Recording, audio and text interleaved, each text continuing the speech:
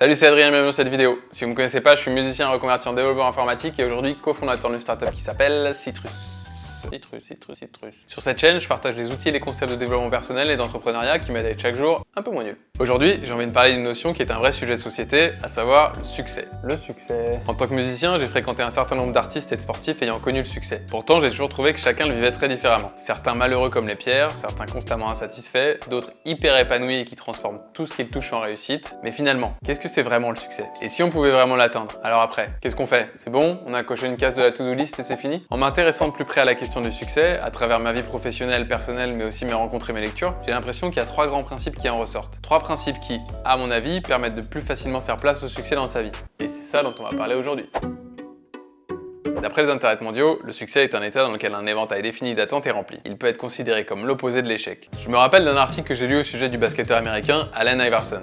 14 saisons en NBA, 11 fois All-Star, MVP en 2011, ce qui est genre la plus haute distinction qu'on puisse recevoir en NBA, et 150 millions de dollars estimés en salaire. Un peu l'archétype de ce qu'on pourrait considérer comme le succès. En tout cas d'un œil extérieur. Pourtant, il a eu des ennuis avec la justice, s'est séparé de sa femme, il serait apparemment ruiné et devenu alcoolique. Pas ouf. En sachant ça, et même s'il s'est un peu refait depuis, est-ce que vous pensez qu'il considère avoir du succès? Faut pas se mentir, il y a une vraie pression associée au succès. Une pression sociale. La vision la plus courante du succès inclut souvent l'argent, la reconnaissance, qu'elle soit personnelle ou professionnelle, et est souvent synonyme de bonheur. Mais est-ce que c'est pas un peu raccourci? Le succès est dicté par la société, par le regard des autres, et plus que jamais à notre époque où il est affiché tous les jours sur les réseaux sociaux. Personne ne poste ses échecs sur Instagram. En revanche, le succès, on y a le droit en story, en post, en reel, et j'en passe. À l'école, depuis petit, on nous met la pression pour avoir des bonnes notes, être premier de la classe. Plus tard, on nous pousse à choisir les bonnes études, les métiers sûrs. Toi, tu veux faire du dessin, bon, c'est joli, mais tu veux pas faire du droit quand même? On le voit beaucoup en ce moment. Des gens de 30-40 ans qui craquent complètement et qui changent de voie du tout au tout. Ils étaient banquiers d'affaires et ils deviennent boulangers.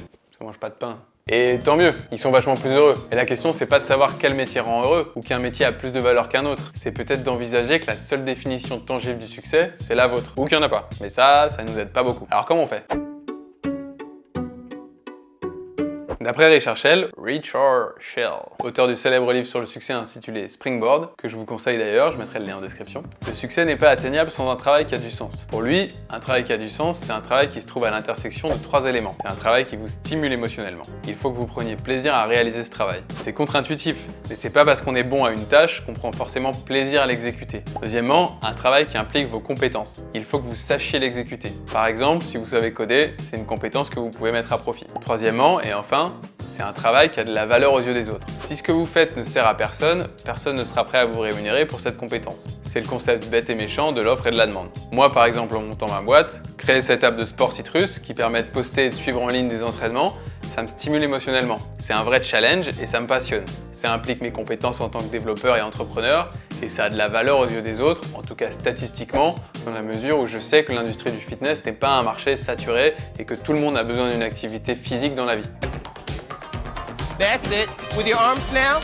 Mais pourquoi le point de vue de ce livre est intéressant? Parce que le meilleur moyen de remplir ces trois conditions, c'est d'identifier ce qui fait de vous une personne unique, pour trouver votre proposition de valeur en faisant le mix entre vos passions, vos compétences, votre expérience et votre personnalité. Je sais bien que c'est pas facile, mais il faut réussir à faire les choses pour soi et pas pour satisfaire une pression sociale extérieure. Réussir à comprendre s'il y a une différence entre ce qu'on dit vouloir et ce qu'on veut vraiment à l'intérieur. Aussi cliché que ça puisse paraître, la seule manière de vraiment trouver le succès, c'est de réussir à exécuter quelque chose tout en restant fidèle à soi-même. Mon deuxième principe, c'est être dans le moment présent. Il y a des trucs qui me font tiquer sur Instagram parfois. Vous connaissez Conor McGregor? Peut-être le combattant de MMA le plus impressionnant de sa génération. Le cliché du mec qui s'est fait tout seul, qui vient d'un milieu très modeste et qui maintenant est richissime. Il est suivi par des dizaines de millions de gens. J'adore le sportif, j'ai une immense admiration pour son parcours et j'aime la personnalité qu'il a apportée à l'UFC. C'est un exemple de travail, de caractère, de motivation et de confiance en soi. Et on a tous intérêt à imiter. Il avait une vision à laquelle il croyait tellement qu'il a réussi à accomplir en quelques années ses rêves les plus fous. Depuis, il a même fondé de multiples compagnies qui sont toutes des machines à fric. En tant que chef d'entreprise, on peut qu'admirer son parcours. Mais depuis qu'il est au sommet, il poste sans arrêt sur ses réseaux Gucci sur Rolex sur Rolls-Royce comme si c'était la seule chose qui comptait. Et même s'il a toujours un peu joué au pimp, je pense que son message a complètement changé comparé au combattant passionné qu'il était. Ce que je veux dire, c'est que même si ça lui fait pas de mal, ça envoie vraiment pas le bon message. Ce message qui laisse à penser que tout ce qu'il a fait jusque-là, c'était pour les diamants. Et attendez, il n'y a pas le moindre mal à être matérialiste, à apprécier l'argent pour se faire des cadeaux, avoir une belle voiture, une belle maison. Moi aussi j'aime ça, le confort. En vrai, pourquoi s'en priver? C'est juste que tu peux pas définir le succès en termes d'argent. Sinon, quelqu'un de né dans une famille riche ou qui a gagné au loto serait d'office successful, alors qu'ils ont juste eu de la chance. La preuve en est que ces gens-là sont souvent malheureux car ils ont du mal à trouver leur place. À mon avis, c'est pour ça que je prends cet exemple, le problème avec le message de McGregor, c'est de te dire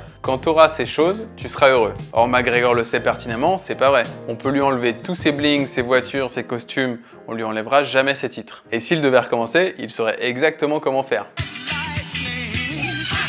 Parce qu'il a tout construit lui-même. Simplement, l'image qu'il transmet, à mon sens, c'est pas la bonne. Elle dit pas la vérité sur lui. Elle flatte juste ton ego de manière instantanée. En ce qui me concerne, je pense que la clé, c'est justement de ne pas attendre des choses avant d'apprécier la vie. Et de savoir que c'est pas ces choses qui nous rendent heureux. Bien évidemment, on parle pas de gens qui dorment dans la rue là, qui ont pas le minimum. Mais à partir du moment où vous avez le minimum pour vivre décemment, la pire chose qui puisse vous arriver, c'est sans arrêt d'anticiper une possession ou un moment futur. Si on attend d'avoir la Porsche pour être heureux, le lendemain de l'avoir, on sera déjà dans l'anticipation d'avoir la Ferrari. Et le jour où on a la Ferrari, on voudra le Lambo, etc. Et toi, t'as même pas de voiture, rien. Qu'est-ce que tu racontes? Ça, encore et encore et encore. Si vous voulez une Ferrari, c'est formidable. Allez-y. Mais ce qui est important de garder en tête, c'est que c'est le chemin qui est important. Il n'y a que le moment présent qui compte. La seule chose qui existe pour de vrai, c'est ici et maintenant. Tu dois désapprendre tout ce que tu as appris.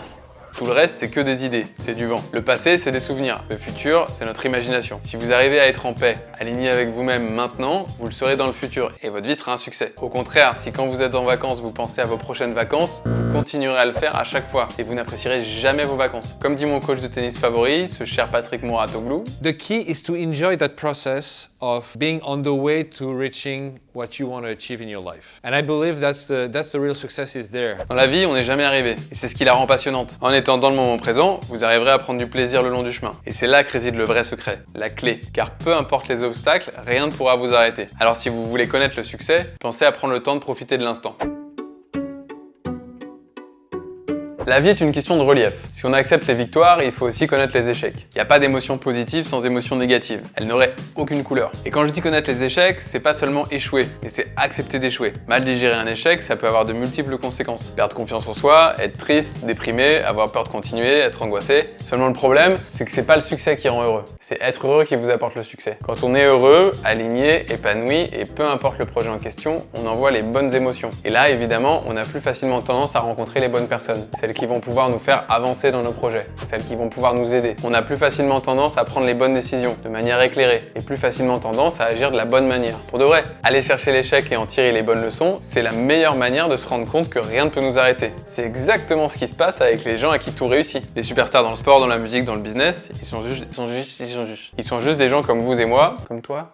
Seulement, ceux à qui tout réussit ont tellement confiance en eux quant à leur capacité à réagir à une situation imprévue, difficile, délicate, qu'on a toujours l'impression qu'ils sont les plus forts. Et évidemment, c'est un cercle vertueux. Plus on est comme ça, plus on attire des gens qui nous tirent vers le haut. Moins on a peur d'échouer, plus l'échec est une victoire. À chaque échec, on apprend, on devient meilleur. Échouer avec le bon mindset, c'est se rapprocher encore et toujours plus de son objectif. C'est grimper une à une les marches du succès. J'ai pas réponse à tout, mais à mon avis, l'important, c'est de faire les choses pour vous. C'est d'être dans le moment présent et c'est d'embrasser les échecs. À la fin de la journée, la seule personne qui peut vraiment savoir si vous avez du succès, c'est vous, hein. Merci infiniment d'avoir regardé cette vidéo. Si ça vous a plu, n'hésitez pas à liker, à me faire un feedback en commentaire et à vous abonner pour voir la suite. En attendant, buvez de l'eau et n'oubliez pas, c'est pas qui on est, c'est qui on devient.